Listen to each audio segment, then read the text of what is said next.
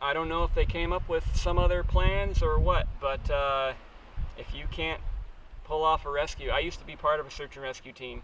I was a national park ranger, and I did search and rescue, and I was a wildland firefighter, and I've been around helicopters, and I've been in helicopters, and I'm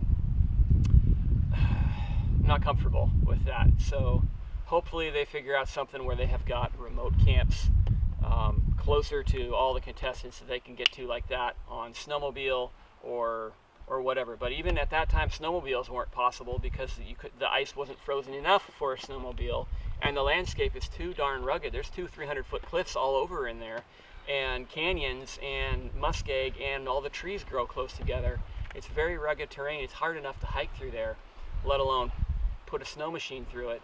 And there was only this much snow, so all the brush was up and everything. You could not get through there, and even if you could, it would have taken the better part of the day to get to wherever you wanted to go anyway. We were a good ways off from production camp. So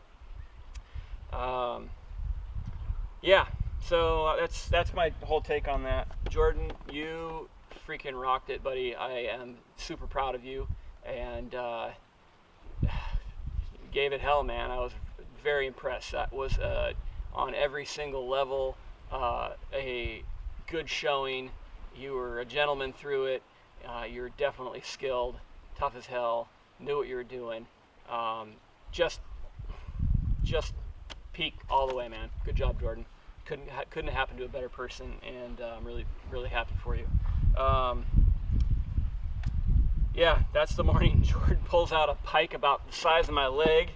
He's obviously going to do all right for a little while longer. I was really happy to see that, because it didn't mean if he had tapped on day 73 or 74 and I had quit just because I burned my mitts up or something like that, then I would have been pretty bummed about it. But it's pretty obvious he could have gone well into probably February at that point, and there's no way I was going to beat him. Short of the first moose ever wandering past me with my bow ready to go, I was not gonna beat Jordan. So it feels good to me knowing that I didn't almost win it, and I hope the same thing for Wonea. His wife comes and hears that he shot a moose when he mentions that he had his pull-up bar up for scraping a moose hide, and she's just like, "You are a wild person." It was pretty great, and Jordan has some real choice words of wisdom at the end there to talk about the real way of life that we were all experiencing out there, and how he hopes he can bring it into his home life and I think his family when he comes out. And I think he already has done a lot of that from his previous experiences and wisdom. So yeah, good luck to you, Jordan. So what's up next for me? Nathan Donnelly, after this whole experience.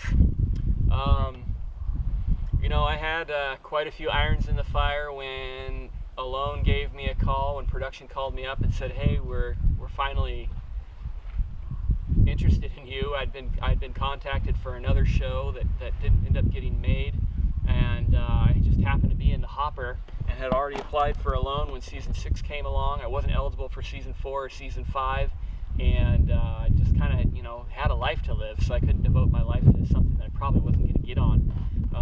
22,000 people applied for season 6, so for the 10 of us that got on there to have gotten on is like a lottery. I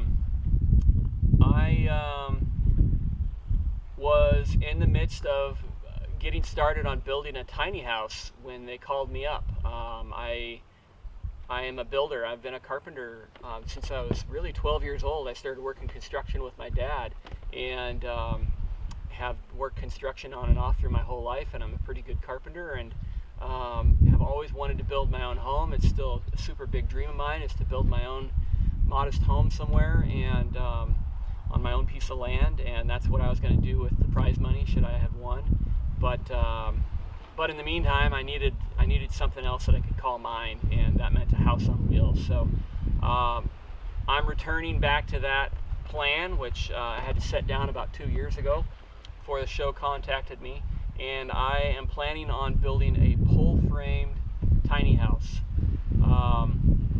I have been salvaging materials for that, starting about 3 years ago probably, and I have all the windows, I have a lot of the lumber, I have the kitchen sink, lots of little odds and ends, and I'm gonna do it. I'm gonna build a house for myself that I can put on whatever piece of land I'm able to stay on until I can buy some for myself, and then I'll build another house. So at some point soon, you may see me put up a GoFundMe site for the funds to build that tiny house, and